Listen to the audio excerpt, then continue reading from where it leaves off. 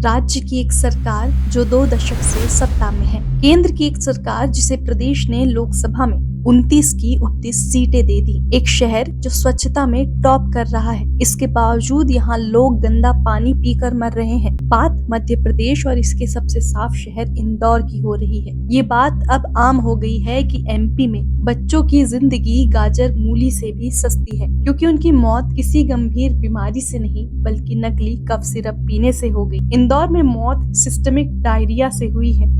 इतनी घटनाओं के बावजूद सरकारें सो रही हैं। सत्ता का नशा यहाँ के नेताओं पर इस कदर चढ़ा है कि पीड़ितों की परेशानी सुनते समय इनके व्यवहार में शालीनता कम, अहंकार ज्यादा नजर आता है। स्क्रीन पर चल रहा वीडियो इस समय चर्चा में है। कुर्सी पर बैठे महोदय एमपी सरकार के मंत्री कैलाश विजयवर्गीय हैं और जो व्यक्ति इस समय जमीन पर दिखाई दे रहा है वो पीड़ित है। दिन भर नेताओं ने क्या क्या किया इसका विवरण और अधिक असंवेदनशील है। मंत्री विजयवर्गीय बस्ती में लोगों की परेशानी जानने पहुंचे, लेकिन दिन भर सोफे पर बैठे रहे। उन्होंने पानी भी सील बंद बोतल का पिया।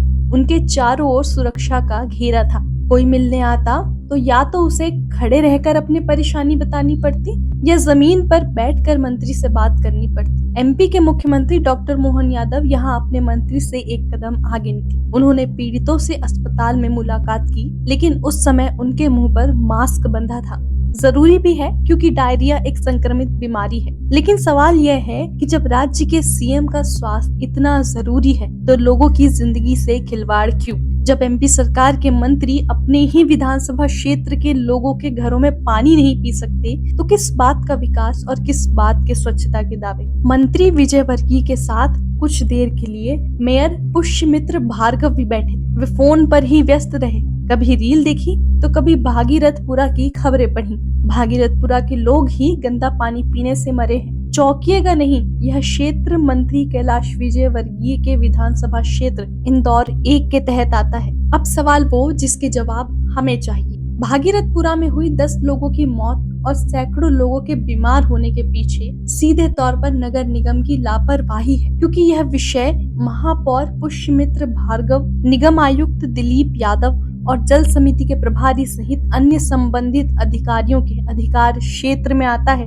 कांग्रेस ने इन पर गैर इरादतन हत्या का मामला दर्ज करने की मांग की है, लेकिन क्या सरकार में इतनी हिम्मत है कि जांच के नाम पर आरोप इसके उसके सिर पर ना डालकर जिम्मेदारी ले? क्योंकि पीने के पाइप के ऊपर शौचालय का निर्माण इसी सरकार ने करवाया है। दुखद है कि 10 लोगों की मौत हो गई, इनमें एक 5 माह का बच्चा भी शामिल है। गंदे पानी की समस्या भागीरथपुरा में साल भर से है। यहाँ की लाइनें 30 साल से ज्यादा पुरानी है, कमजोर हो चुकी हैं।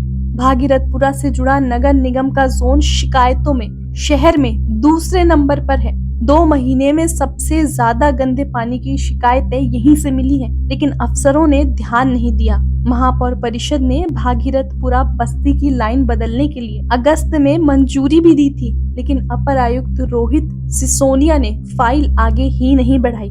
सरकार ने भी बड़े अफसरों को लापरवाही की सजा देने के बजाय जोनल अधिकारी शालिग्राम सिलोते, सहायक यंत्री योगेश जोशी को तत्काल प्रभाव से निलंबित कर दिया, जबकि पीएचई के प्रभारी उपयंत्री शुभम श्रीवास्तव की तत्काल प्रभाव से सेवा समाप्त कर दी गई है। गंदे पानी के कारण 1 हफ्ते में यहाँ मौतें होने लगी थी।